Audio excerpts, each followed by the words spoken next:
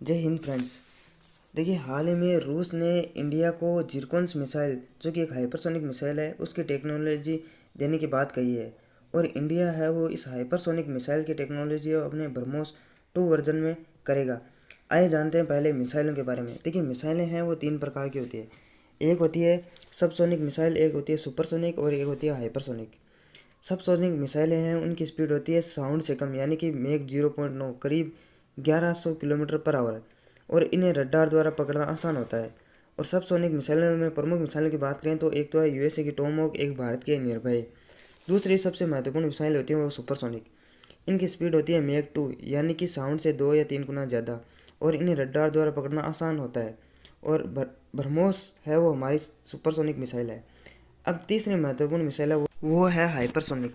Hypersonic missile की speed होती है मैक 5, यानी कि 5 से 10,000 किलोमीटर पर आवर, और इनमें प्रमुख मिसाइलें हैं वो रूस की किंजल, अर्नाड और जिरकोन्स है। देखिए, हाइपरसोनिक मिसाइलें हैं वो भी 2 प्रकार की होती है।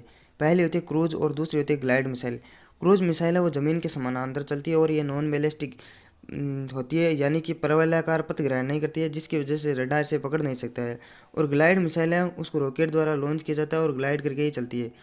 और अभी तक है वो हाइपरसोनिक मिसाइल ने केवल रूस ही बना पाया है। अमेरिका इस टेक्नोलॉजी में पीछे है। और अमेरिका की जो एयरफोर्स है उसने अभी तक ये स्वीकार किया कि जो उन्होंने हाइपरसोनिक मिसाइल का परीक्षण किया था वो फेल हो गया है।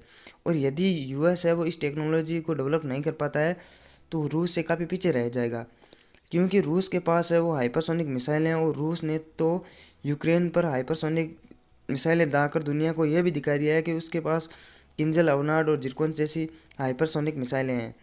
और यूएस पिछले 11 सालों से हाइपरसोनिक मिसाइलें बनाने में लगा है, मगर अभी तक वो सफल नहीं हो पाया है।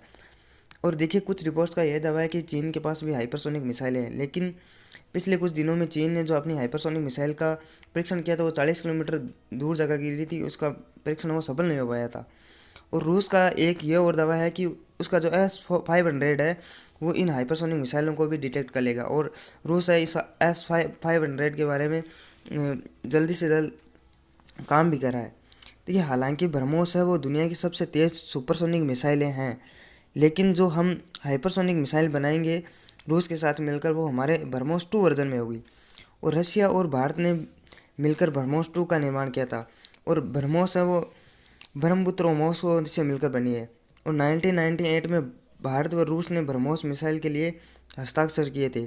और 2007 में ब्रह्मोस है वो भारत को पहली बार अपनी सेना के लिए मिली थी।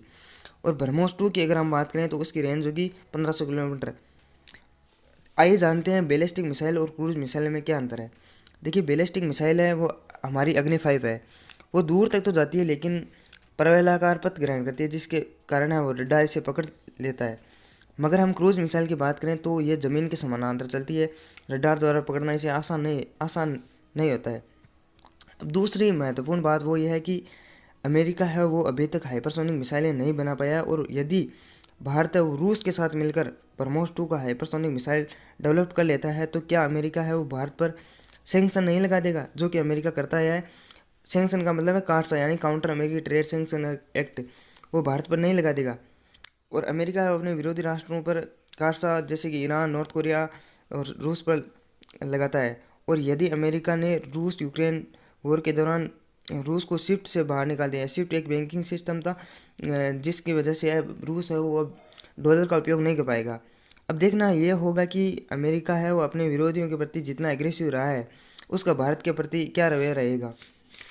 और हम जानते हैं कि क्या अमेरिका है वो भारत पर हाइपरसोनिक मिसाइल तकनीक रूस के साथ मिलकर डेवलप करने पर हम पर वो सैंक्शन लगा देगा। देखिए, ऐसा पॉसिबल नहीं है, क्योंकि यूएसए हम पर प्रतिबंध लगाए। ऐसा पॉसिबल इसलिए नहीं है क्योंकि अमेरिका के कुछ सांसद हैं, उनका कहना है कि यदि हम भारत पर सैंक्शन लगाएंगे तो उल्टा हमें ही नुकसान होगा, क्योंकि इंडिया है वो यूएसए के लिए एक अच्छा मार्केट है और दोनों देशों के बीच व्यापार भी अच्छा होता रहा है। और दूसरा महत्वपूर्ण कारण है वो है, देखिए, अमेरिका का रूस के अलावा जो दूसरा महत्वपूर्ण दुश्मन है वो है चीन। और यदि इंडिया डिफेंस के मामले में मजबूत होगा तो इंडिया है वो चाइना को बेहतर तरीके से काउंटर कर पाएगा। अब देखिए, ये बात हुई इंडिया का रूस और अमेरिका के बीच न्यूट्रल रहने की। अब आइए आगे जानते हैं क्या है। इस प्रकार की टेक्नोलॉजी को डेवलप नहीं कर लेना चाहिए जिसे हम खुद से हाइपरसोनिक मिसाइल या S-400 जैसी डिफेंस इक्विपमेंट बना ले। अब भारत है वो इन चीज़ों को डेवलप करने में लगा है और हमारा DRDO दिन प्रतिदिन नए कीर्तिमान स्थापित कर रहा है। जैसे कि हाल ही में DRDO ने रीयूजेबल लॉन्चिंग व्हीकल का सफल परीक्षण कर लिया, जो कि अमेरिका के बाद सिर्फ भारत के पास होगा। और भविष्य में हम इस प्रकार के डिफेंस मामलों में आत्मनिर्भर बन जाएंगे।